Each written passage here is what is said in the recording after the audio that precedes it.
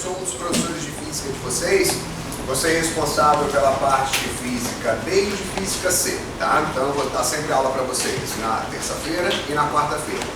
Já para vocês se organizarem, sempre na terça-feira vai ser aula de física C e na quarta-feira aula de física B, tá? Para a gente já ter um padrão, e vocês saberem também se o aluno tinha que perder aula, já sabe exatamente o que perder.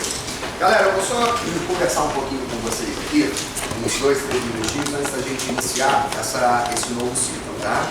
Normalmente numa sala de cursinho, a gente tem uma heterogeneidade bastante grande a respeito de conhecimento e de dedicação também. Até dependendo do curso que você vai prestar vestibular, essa dedicação ela pode ser mais intensa ou menos intensa, tá? É muito importante que vocês tenham consciência de que tem pessoas que, por exemplo, saíram no terceiro ano e às vezes não foi aquele grande estudioso no terceiro ano, tá? Então eu posso dizer que você vai ter realmente o primeiro contato com a matéria agora, tá? Porque agora que a gente vai dar uma certa profundidade. Em contrapartida, a gente tem alguns alunos que já estão há 3 anos tentando vestibular e já viu uma carga de matéria bastante grande, já estudou com bastante atenção o conteúdo e já tem um ótimo nível de conhecimento, tá?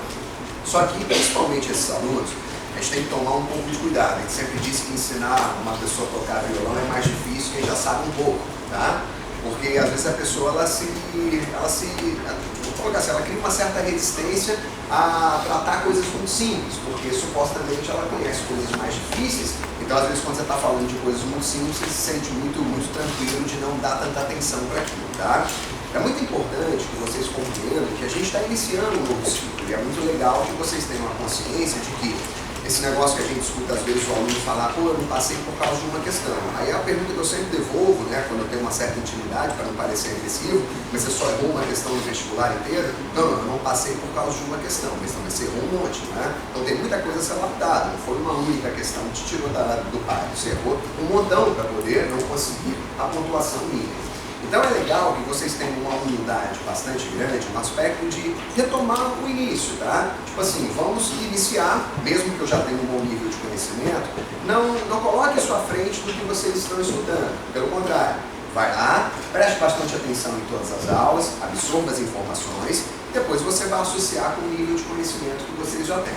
Isso faz com que vocês absorvam determinadas frases que às vezes vocês não captaram e que às vezes te dá uma nova percepção da matéria. Isso eu vejo muito, tá? A gente fala assim, tem aluno que depois do segundo ano de cursinho o cara já sabe tudo, mas é engraçado que na hora que ele vai no terceiro ano, vamos supor, de cursinho, o cara fala, pô, professor, agora eu estou sentindo uma puta evolução, porque ele já tem, na verdade, toda a base, já tem todo o conhecimento, mas agora ele está escutando a coisa de uma maneira um pouco diferente. Ele está escutando aquilo com mais maturidade, ele está escutando com um pouco mais de tranquilidade. Então é muito importante que vocês tenham essa ação, tá? Eu sei que é chato a gente iniciar, imagina o cara estudou já coisas de extrema complexidade, o professor chega aqui e fala, o que é uma célula? Isso é uma tristeza, né? Mas faz parte do ciclo. A gente passou por uma etapa, não conseguimos lá o intuito ou o objetivo de passar no vestibular, mas agora iniciou um novo ciclo, isso ter essa humildade, essa tranquilidade e essa felicidade também. Ficar assim muito ranzinza também com relação a algumas coisas não ajuda muito, pelo contrário, Você pode ter uma coisa que às vezes é chata, mas você pode lidar com um pouco mais de tranquilidade, um pouco mais de alegria. Isso ajuda bastante, porque cada dia vai ser um leão para a gente matar. Essa é sempre a frase. E o que vai te ajudar a ganhar, essa batalha de passar no vestibular é manter uma rotina muito bem estabelecida. Então esse início, o seu corpo está se adaptando, você passou por um período de férias, mas depois que o seu horário estiver todo montadinho, que você já estiver naquele ciclo normal, você já se acostumou com as aulas que acontecem na segunda, na terça, na quarta, na quinta, aí procure estabelecer essa rotina com extremo critério, E procure não quebrar essa rotina de jeito nenhum. Eu sempre digo assim, Galera, eu esforço muito para ir para academia, eu já me esforcei umas 20 vezes assim, ao longo da minha vida. Eu nunca consegui ficar mais de 1 mês ou 2. Isso sempre acontecia quando eu faltava a primeira vez. Na hora que faltava a primeira vez, eu via como a vida era boa, Eu falava assim, não vou largar isso aí. Então, assim, enquanto você não atrapalha a sua rotina, enquanto você está com uma dedicação muito boa e está mantendo o planejado, o seu cérebro e o seu corpo se esforçam muito para manter aquele planejado. Na hora que você já quebra o ciclo uma primeira vez, para quebrar a segunda, a terceira e a quarta é muito fácil, Então tem que ser maduro, tem que ser bastante adulto nesse processo e lembrar que você tem um objetivo para alcançar, Estudar é chato? Sim, principalmente coisas que você não gosta, mas faz parte do processo, Por exemplo, eu adoro dar aula, mas tem coisas que eu não gosto, tipo preparar a prova do livro, Faz desejo uma ótima sorte, porque isso também é necessário, tá? Em qualquer coisa que você vai fazer. E se tudo der errado, às vezes é difícil da pessoa conseguir o intuito, né? Então, espero que vocês tenham sorte, tenham, na verdade, bastante habilidade para poder lidar com essas dificuldades que vão ocorrer ao longo do ano e que vocês atinjam o intuito de vocês, que é passar o mais rápido no vestibular que vocês desejam, tá? Se depender de mim, vocês só estariam aprovados, mas é uma pena que não é necessariamente da gente, depende de um esforço ali quase que pleno, individual, né, de vocês, tá bom? Então, galera, hoje o que a gente vai tratar? Hoje eu posso dizer, tá, que a gente vai ver metade dos alicerces de circuitos elétricos, que é a primeira parte da matéria que a gente vai estudar. Na semana que vem a gente vê a segunda metade dos alicerces. Bom, conhecendo bem esses alicerces e conhecendo bem a percepção prática do processo, por mais que dificulte a coisa, a tendência é que a caminhada ela seja mais tranquila, tá? Então a gente vai começar numa visão bem simplista do processo. Então, localizem na apostila de vocês, Física C, aula 1, e o meu nome é Igor, tá? Então assim, quando vocês começarem o estudo hoje à tarde, tá, dessa matéria, o meu conselho, tá, como professor de eletricidade, é importantíssimo uma leitura apurada da apostila antes de começar a fazer o exercício. Eu sei que muitos de vocês já vão grifando a apostila à medida que vai rolando a aula, mas isso não tira a necessidade de uma leitura de novo, tá, antes de vocês fazerem os exercícios. Isso vai consumir 2 ou 3 minutos, às vezes será 5 minutos, mas essa leitura ela vai fazer um bom envolvimento no que eu falei em sala de aula. Eu nunca vou comentar tudo que tem na apostila, tá? Então tem coisa aí que eu não vou falar em sala de aula, mas tem muita coisa que eu vou falar que não está na sua apostila, por isso que uma coisa ela vai complementar a outra. O que você assistiu, o que você tem na apostila, ok? Então, galera, primeira coisa que a gente vai colocar aqui, quando a gente estuda a estrutura da matéria, a gente sabe, tá, que tudo à nossa volta é composto de átomos. Isso aqui é uma maneira bem estilizada de representar átomos, mas está longe da realidade, né? A gente sabe que a estrutura central que a gente chama de núcleo, ela nem seria visível se a eletrosfera tivesse esse tamanho aqui, porque o núcleo é muito menor. Mas só para a gente lembrar de uma estrutura básica, a gente sabe que todo átomo, numa visão simplista, é composto de 2 regiões, né? Núcleo e eletrosfera, e dentro do núcleo nós temos 2 tipos de partículas, que são os que a gente chama de prótons e também os nêutrons. E na eletrosfera nós temos partículas bem menores que ficam girando em torno do núcleo, que a gente chama de elétrons. Quando você estuda isso aqui de uma maneira bem aprofundada, vocês vão perceber que existem inúmeras diferenças entre uma coisa e outra. A função dessas partículas, a composição dessas partículas tem. Mas para a gente, o que realmente importa nesse momento é que o próton tem uma carga positiva, que o elétron tem carga negativa e que o nêutron não tem carga nenhuma. Você fala assim, mas professor, isso é o que realmente vai ser relevante sobre a estrutura? É o que só vai importar para a gente nesse momento, tá? Massa desse cara, o que ele vai fazer ali, como é que eles estão ligados, isso pouco importa para a gente. Então assim, vocês obviamente já escutaram muitas vezes a frase, os opostos se atraem. Isso não é um ditadinho, isso na verdade é uma lei física, conhecida como lei de Dufay. Que cargas elétricas de um mesmo sinal tendem a se repelir e cargas elétricas de sinais opostos tendem a se atrair. Então, se a gente sabe que na minha mão direita tem uma carga positiva, na minha mão esquerda também tem uma carga positiva, eu já sei que vai existir uma repulsão. Se for uma positiva e uma negativa, eu já sei que vai ter uma atração. Mas para poder verificar se essa repulsão ou se essa atração ela é intensa ou pouco intensa, a gente vai precisar conhecer esses valores de carga. Então, assim, se a carga ela for grandona, tem muita atração ou muita repulsão. Se a carga for pequenininha, tem pouca atração ou pouca repulsão. Então, o que eu estou querendo dizer para vocês é o seguinte, conhecendo o sinal da carga, você responde o que está acontecendo, se é uma atração ou se é uma repulsão. Mas para você responder se isso é de grande intensidade ou de pequena intensidade, a necessidade de conhecer os valores de carga que estão envolvidos no processo. Então, como a carga define o acontecimento, o sinal da carga, e o valor define a intensidade, a carga do próton e a carga do elétron, ela já é tabelada. Que é como a gente vai representar a carga. Quando eu colocar P+, eu estou fazendo referência a próton, tá? De próton mais pela carga dele. E menos a mesma coisa, elétron e a carga dele. A carga do próton e a carga do elétron já é tabelada. É 1,6 vezes 10 na menos 19.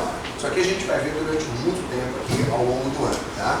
Esse mais e menos, logicamente, é para fazer referência ao próton, isso aqui para fazer referência ao elétron. Eles têm o mesmo valor de carga, só difere no sinal.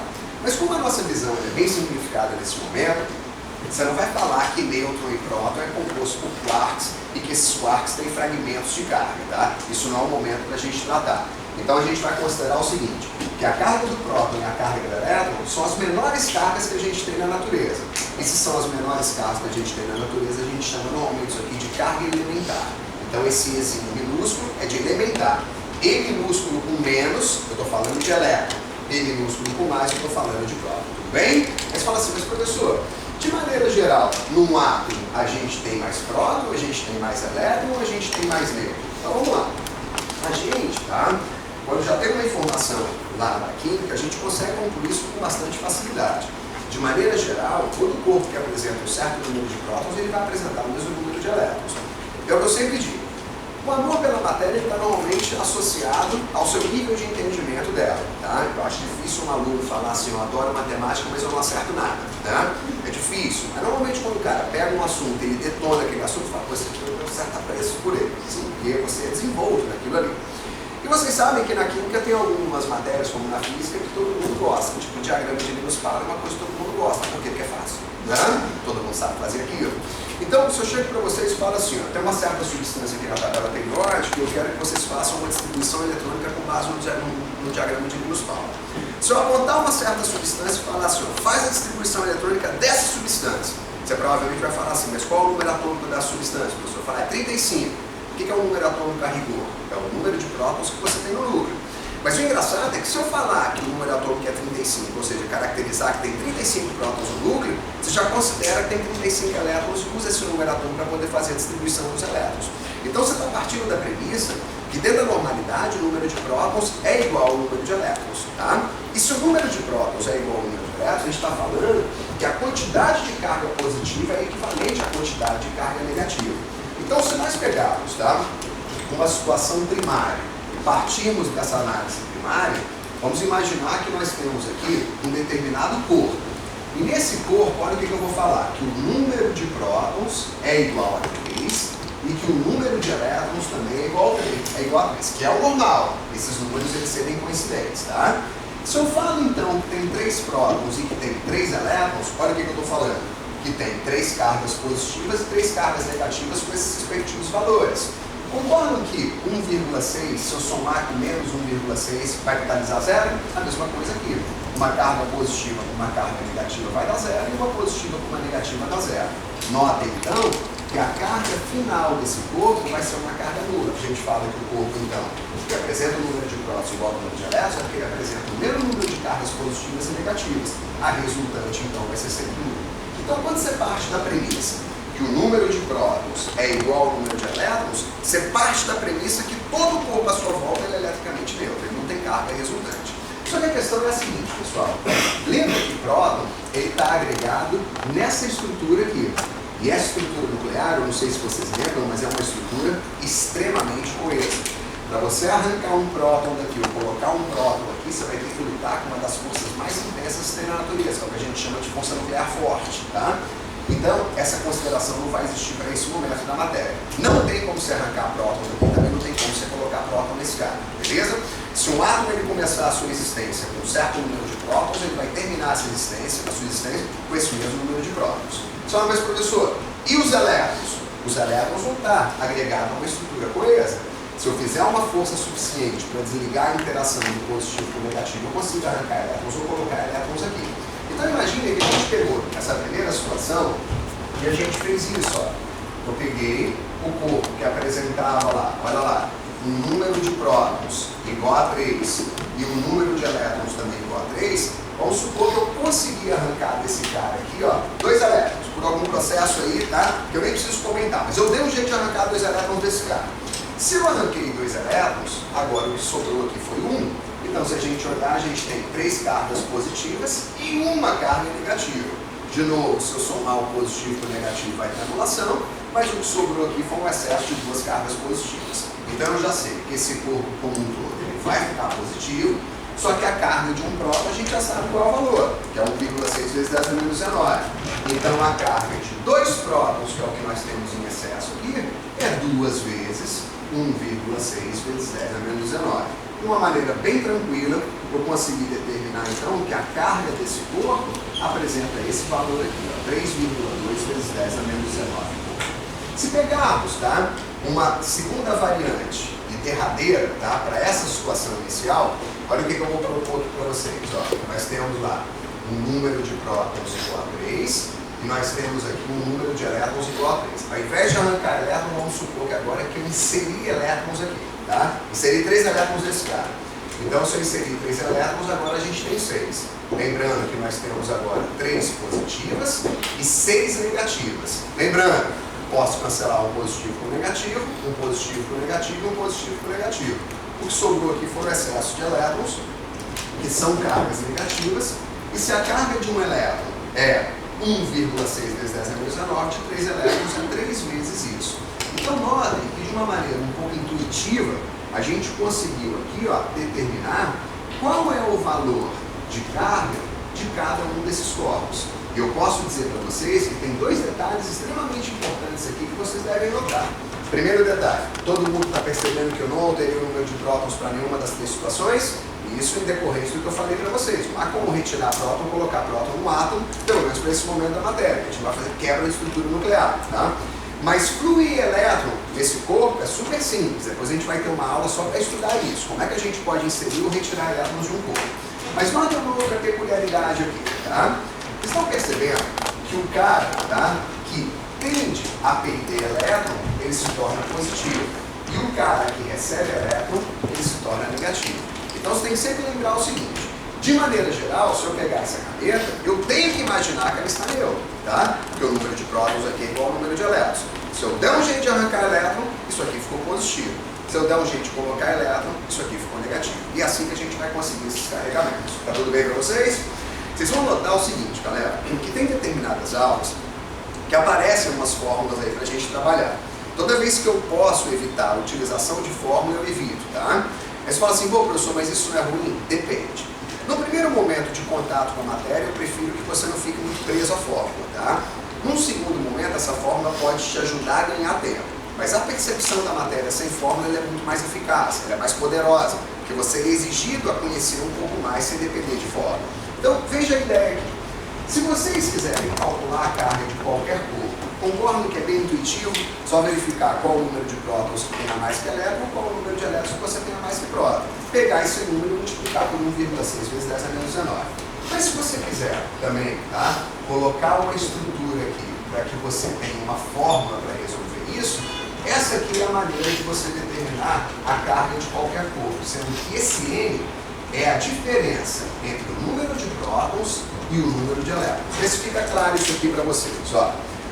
O NP+ é número de prótons, N- é número de elétrons. E a diferença entre esses dois números é o que a gente chama de N. Tá? E se você pegar esse N e multiplicar pela carga elementar, que é aquele 1,6 vezes 10 a menos 19, você define a carga do corpo. Como eu falei, a gente fez tudo de maneira intuitiva. Mas vamos pegar essa fórmula e vamos ver se ela funcionaria para os 3 casos. Olha só.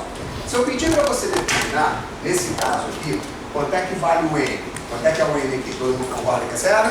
Porque o N é a diferença entre o número de prótons e o número de elétrons. E se eu pegar 0 e multiplicar por 1,6 vezes 10 a menos 19, isso aqui vai dar 0. Então ela vai me dar de maneira matemática, que a gente já tinha feito aqui de maneira intuitiva, tá? Se a gente pegar essa segunda situação, quanto é que vale o N aqui? O N é a diferença desses 2 caras, então esse N vale 2. E nós não que eu fiz, peguei o 2 e multipliquei por 1,6. Mesma coisa.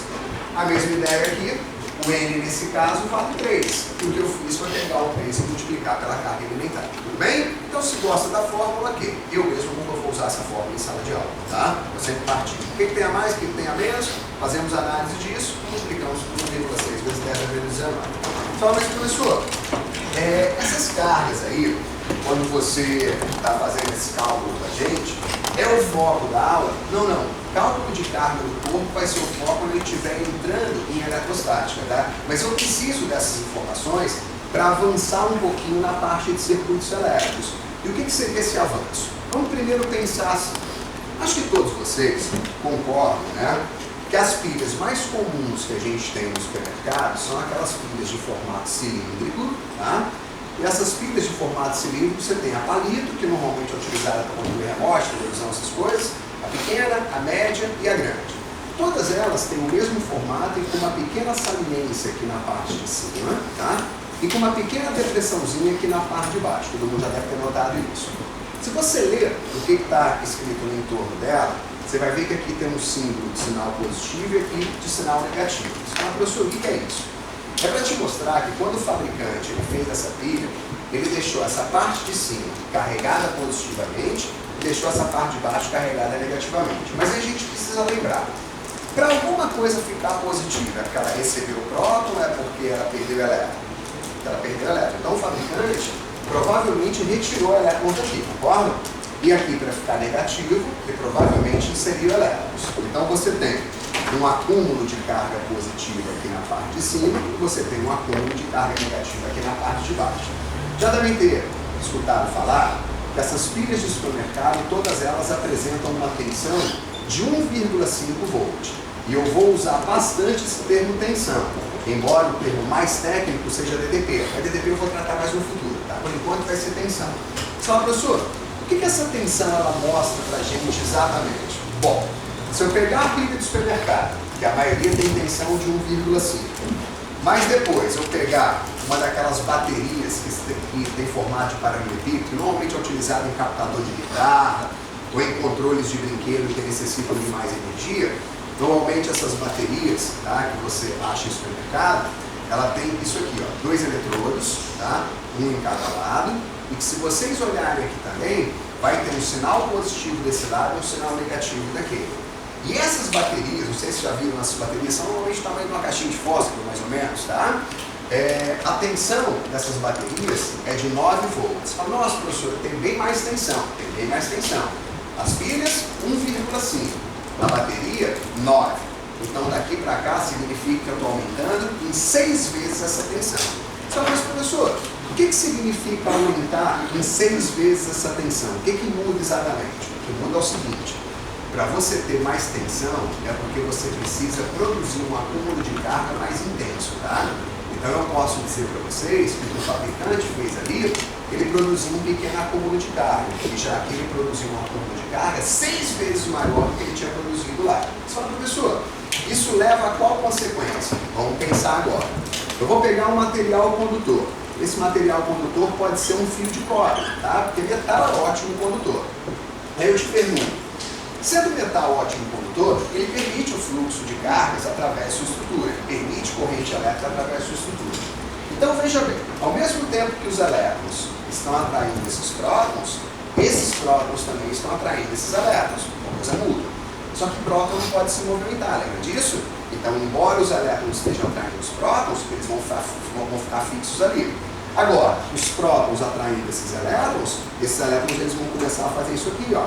Eles vão começar a sair daqui e fluir para lá. Vocês concordam que nesse momento eu estou tendo um fluxo de elétrons e um fluxo de elétrons é uma corrente de elétrons. E uma corrente de elétrons pode ser considerada como uma corrente elétrica. Está bem claro isso? Agora olha a diferença. E se eu pegar, tá, o mesmo fio de cobre e interligar aqui, ó, tá? O mesmo fio de cobre. Então eu te pergunto, nesse caso, essa bateria não tem mais tensão? Se ela tem mais tensão, ela tem mais acúmulo de carga. Agora vamos lembrar da primeira frase que eu falei para vocês ali. O sinal define se é atração ou se é repulsão, mas a quantidade de carga define a intensidade dessa atração ou dessa repulsão. Se daqui para cá eu aumentei a tensão em 6 vezes, eu aumentei a quantidade de carga em 6 vezes também.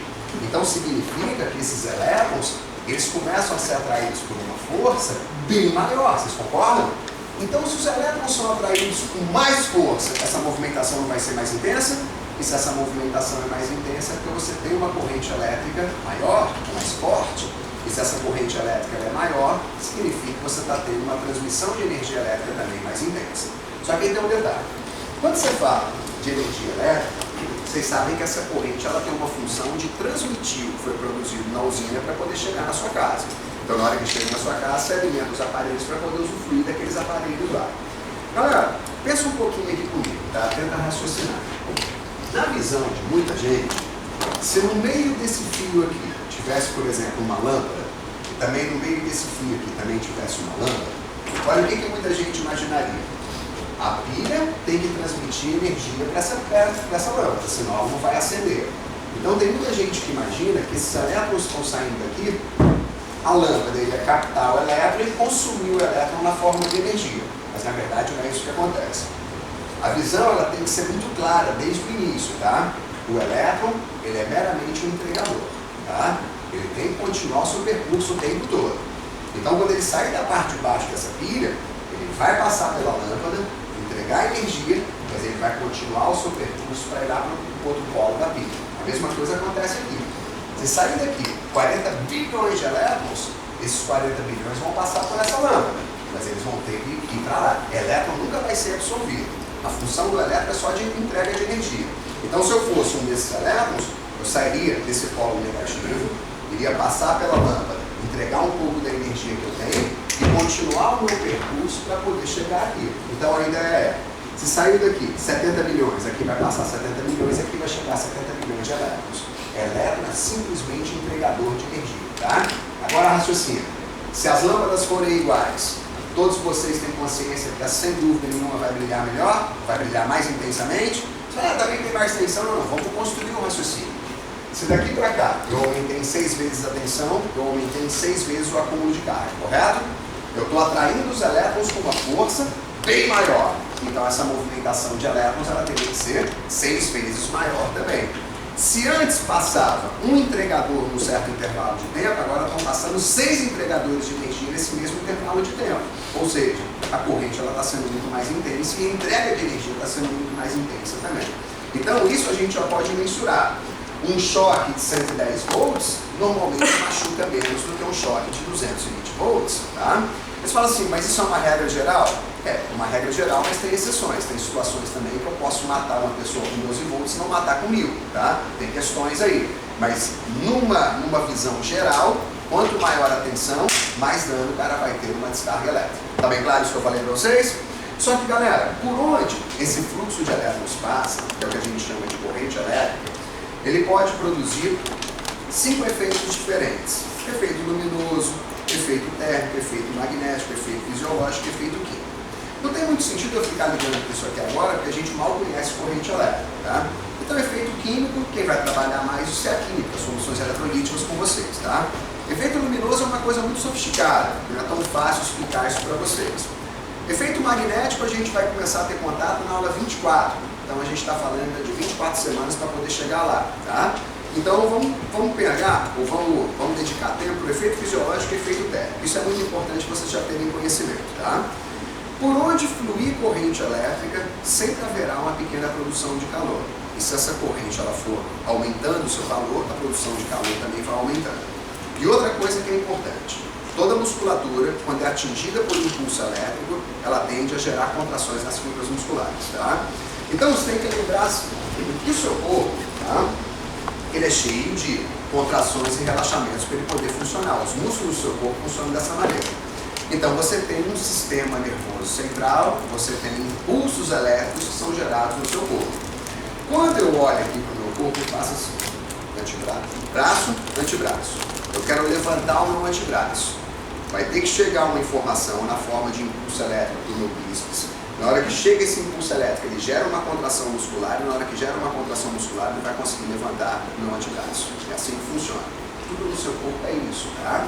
Quem for fazer alguma faculdade ligada à área de saúde, vocês vão lembrar muito da aula de física C quando vocês estiverem estudando fisiologia. Vocês vão estudar as bombas de potássio, as bombas, né, de sódio, e vão ver que isso é forma de corrente elétrica que entra em determinados pontos do seu corpo.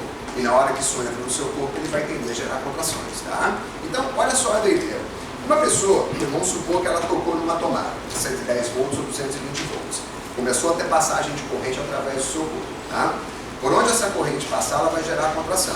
Só que vocês sabem que o seu coração é um conjunto de músculos. Ele vai chegar um primeiro impulso para gerar uma contração maior e um impulso secundário para gerar uma contração menor. Então, que a gente chama ali de bombeamento diastólico e sistólico, né? Então, veja bem a ideia. Se você toma choque, está tomando um choque, ou seja, está passando corrente elétrica, e essa corrente passou pelo seu coração, provavelmente você vai ter parada cardíaca. Porque na hora que essa corrente passar, ela vai causar o quê? Uma contração das fibras musculares do seu coração. Ele vai parar de bombear, tá? Pensa na respiração também. A contração e relaxamento dos músculos intercostais é o que vai fazer você aumentar ou reduzir a pressão no seu pulmão, fazendo com que o ar que está aqui fora entre ou saia. Se você estiver sendo percorrido por corrente elétrica, esses músculos intercostais estiverem atravessando, tá? Essa corrente estiver atravessando os músculos, eles vão ficar contraídos. Nesse momento você está com a parada respiratória. Então a gente tem que lembrar que choque caseiro, tá? ele provavelmente vai machucar uma pessoa devido a uma parada cardíaca ou uma parada respiratória. Falei o calor, professor. O calor é muito pequeno para 110 volts ou 220 volts. Por quê? Porque não é tanta tensão.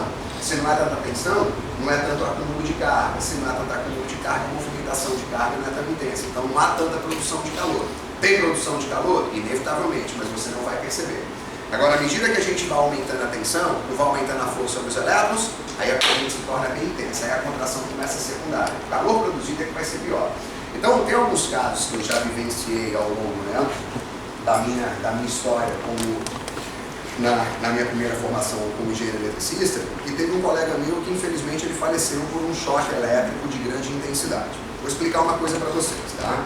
Na sua casa, hoje tem um monte de sistema de segurança, e o sistema ele é bastante eficaz. Inclusive esse negócio da tomada de 3 pontas, as pessoas elas entram às vezes numa linha de raciocínio que ela se torna bastante falha. Vocês viram agora que há uma semana mais ou menos eles descobriram umas fraudes no Inmetro, e quando eles aprovaram lá a tomada de 3 pinos, já tinha indústria, já tinha milhões de coisas dessas já programadas para poder distribuir.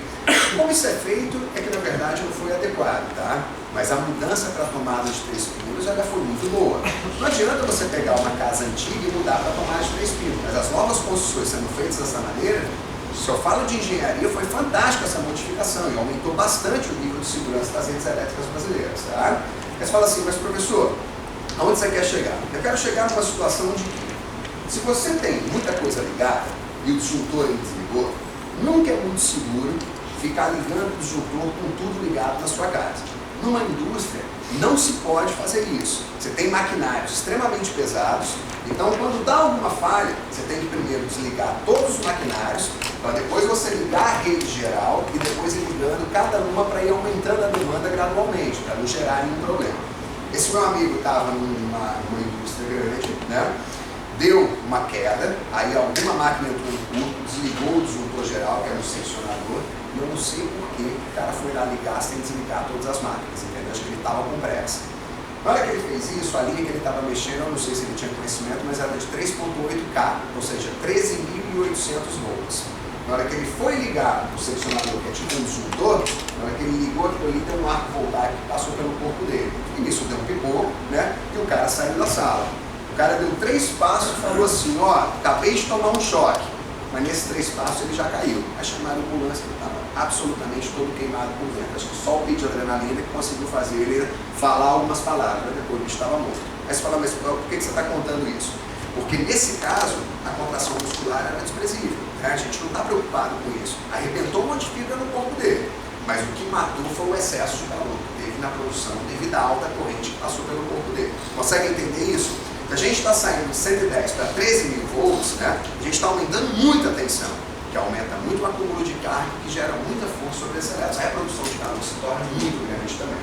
Então vamos pensar, um acidente caseiro que por algum motivo machucou uma pessoa, não foi por excesso de calor, foi alguma contração ali que deu, o cara ficou sem respirar ou parada cardíaca. Tudo bem? Se alguém falar assim, nossa, a pessoa ficou toda queimada no choque caseiro, você não morava dentro da indústria, tá? Porque na sua casa isso não vai acontecer de jeito nenhum, tá tudo bem? Ainda mais os sistemas novos que a gente tem. Então, pessoal, existe aqui, tá, uma colocação importante para a gente fazer. Vocês sabem que a gente pode ter condutores sólidos, líquidos e gasosos. 99% que a gente vai estudar é condutor sólido. E é muito importante que vocês lembrem que o condutor sólido só tem movimentação de elétrons. Mas vamos lembrar um pouquinho da química, tá? Quando vocês estudam aquelas soluções iônicas, soluções eletrolíticas, coisas assim, me ajuda aqui na interpretação. Se eu pego lá uma mistura, tá, de água com sal, e aí eu coloco para vocês aqui, ó, um eletrodo que ele seja positivo e um eletrodo que ele seja negativo, tá? Então um eletrodo positivo aqui e um eletrodo negativo ali. O que se desloca numa solução iônica? Como o próprio nome diz, íons. E o que são íons mesmo? São átomos que ganharam elétrons ou que perderam elétrons. Quem ganhou elétrons se torna negativo, então se torna um ânion, concorda? E quem perdeu elétrons se torna positivo, que é o que a gente chama de cátion. Então você iria observar que os ânions iriam se deslocar nesse sentido e que os cátions iriam se deslocar nesse sentido, concorda? Concorda que tem deslocamento de carga positiva num sentido e deslocamento de carga negativa no outro sentido? Então você tem movimento de carga em 2 sentidos. Teoricamente, então, você tem corrente nos 2 sentidos. Só que os caras precisavam convencionar isso. como é que a gente vai representar a corrente elétrica?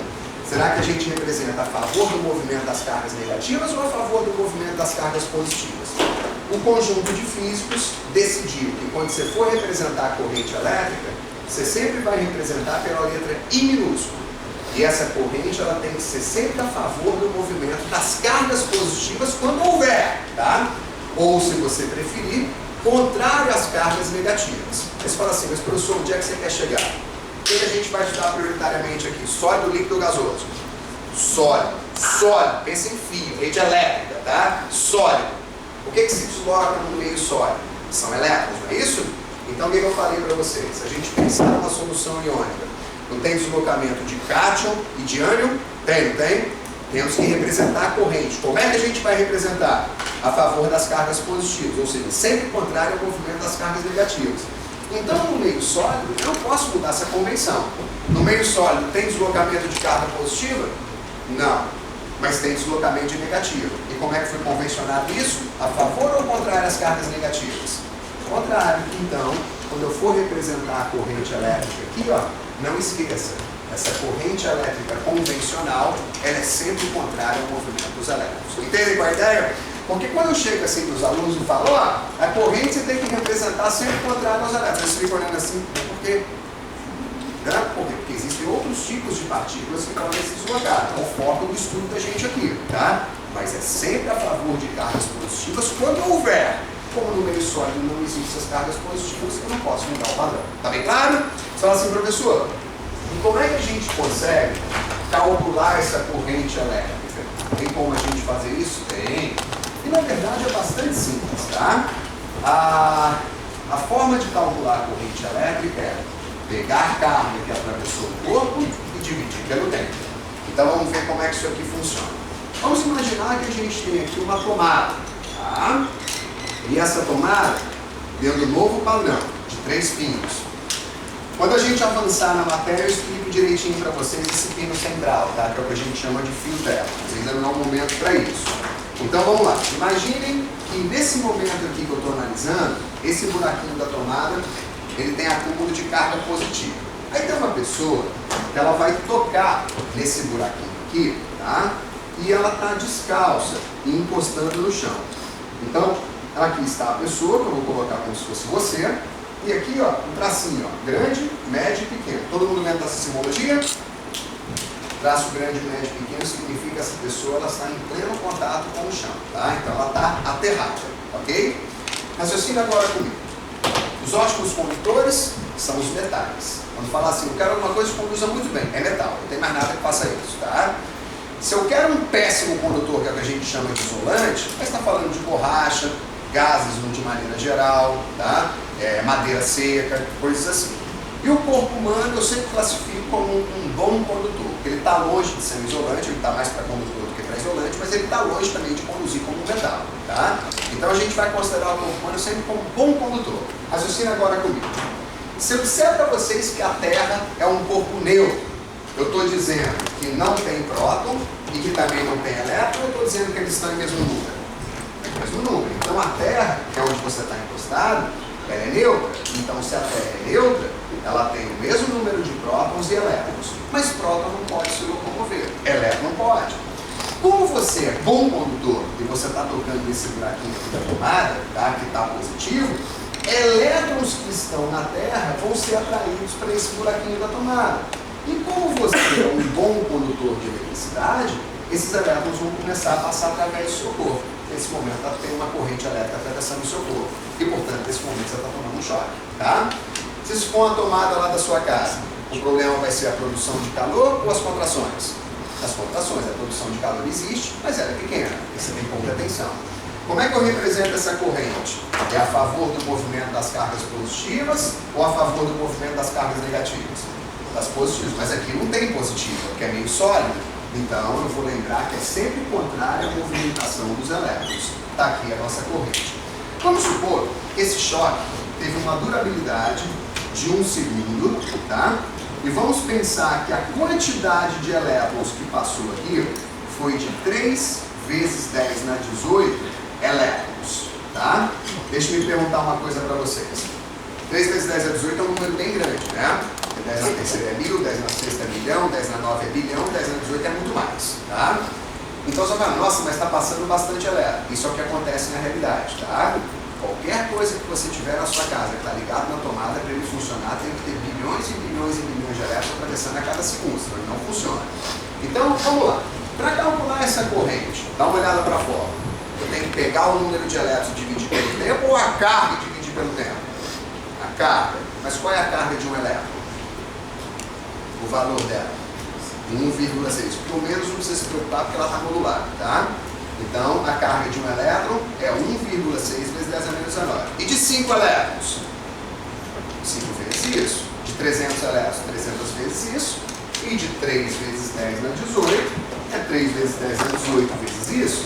Então, aqui, ó, para calcular essa carga, 3 vezes 10 na 18, vezes 1,6 vezes 10 a menos 19. Dividido pelo tempo, que é 1 segundo. Alguma confusão com relação ao que eu fiz ali para vocês ou não? Tudo bem?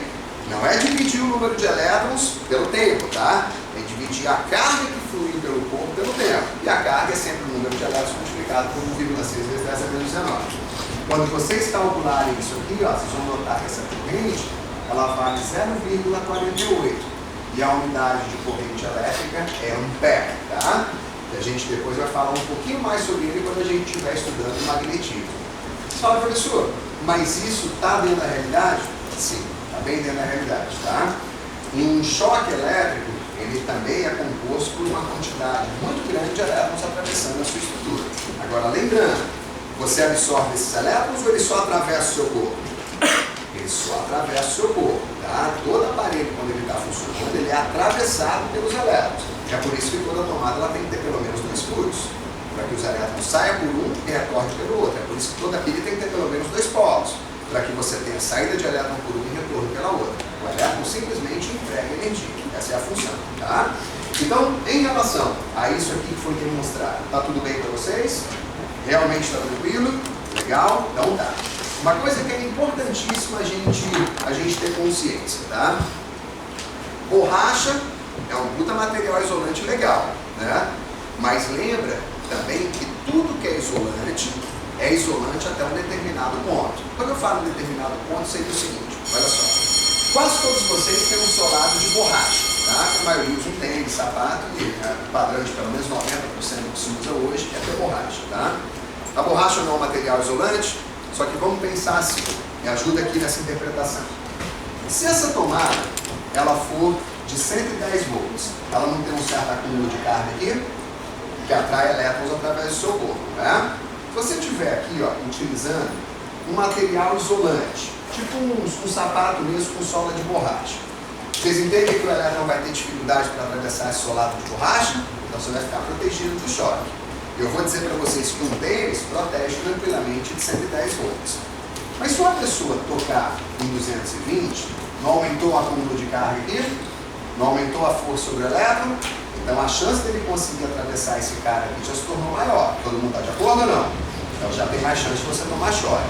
Mas ainda assim eu digo para vocês que o chinelo havaiano é suficiente para isolar 220 volts, tá? Mas aí você resolveu tocar numa linha de 13,8 kV ou 13.800. Velho, o acúmulo de carga aqui é tão absurdo, mas tão absurdo, que a força sobre esses elétrons é extremamente grande. E se o elétron não passar pela borracha, ele passa pelo próprio ar e começa a atravessar o seu corpo, tá? Então é aquilo que eu falei para vocês. Tem material isolante? Mas tudo que é isolante até determinada tensão. Na hora que passar de uma certa tensão, tem tanto acúmulo de carga, tanta força sobre os elétrons que não tem mais como coibir essa passagem. Tá bem claro? Então galera, até amanhã. Aí amanhã a gente vê a física